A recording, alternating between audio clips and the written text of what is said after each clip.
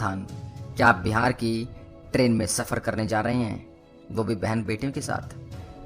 अच्छा नहीं लगता मैं खुद एक बिहारी होकर बिहार की पोल खोलूं, पर अब सब कुछ बर्दाश्त के बाहर है।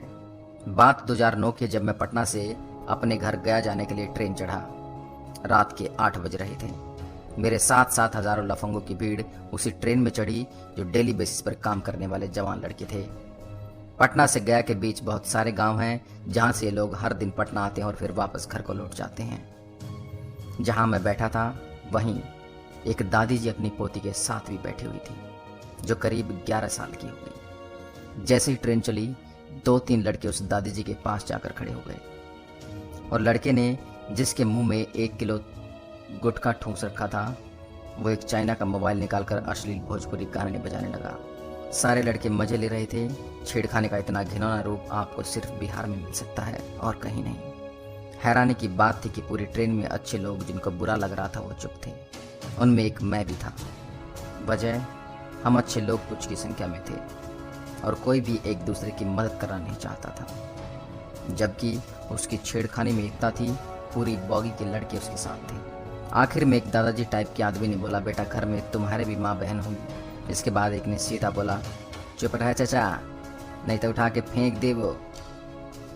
और बाकी लड़के हंसने लगे। ट्रेन चलती रही।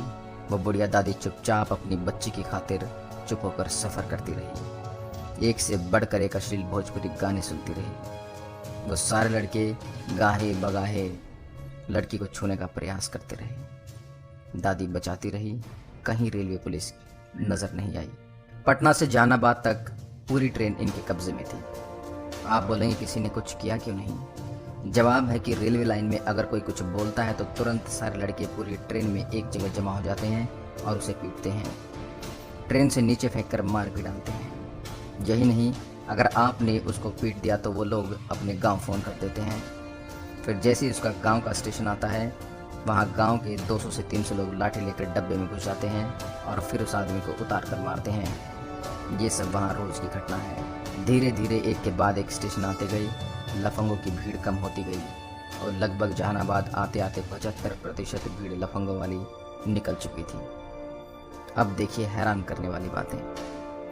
अचानक से मुझे खिड़की के बाहर रेलवे पुलिस नजर आने लगी। 1-2 टीटी भी नजर आने लगे। पटना से स्टेशन तक किसी भी माँ के लाल में हिम्मत नहीं कि वो टिकट चेकिंग भी कर सके। पूरी पुलिस फोर्स में हिम्मत नहीं कि किसी डिब्बे में आकर किसी को रोक सके। रेलवे प्रशासन को मालूम है, जब सारे बेटिकट वाले लोफर उतर जाते हैं तब इनकी हरकत गरीबों पर पैसा वसूलने की शुरू होती है। उसी वक्त जिस दादाजी ने विरोध किया था, उनके बगल के एक आदमी ने उनको डांट भी लगाई। बाबा, ई उम्र में जहो तनी मणि सर पर बाल बचाऊ है, वह चल जे तो समझला। वो एक भयानक रात थी और ऐसी रात हर दिन होती है। मैं कई दिनों तक सोया नहीं। उस बच्चे को घेर कर टॉर्चर करने वाली तस्वीर घूमती रही। जब पुलिस, टीटीआई सब ऑलरेडी जान रहे थे तो मैं कहाँ शिकायत करता। खैर एक बात बोलूँगा, बिहार में जाओ तो बहन बेटी के साथ सफ़र मत करना, और रात में तो बिल्कुल नहीं। ये सब बिहार की राजधानी पटना की बात कर रहा हूँ दोस्तों।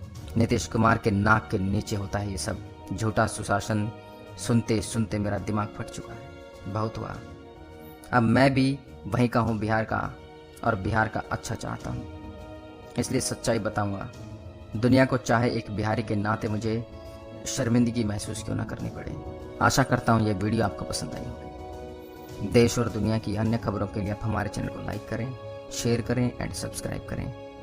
धन्यवाद।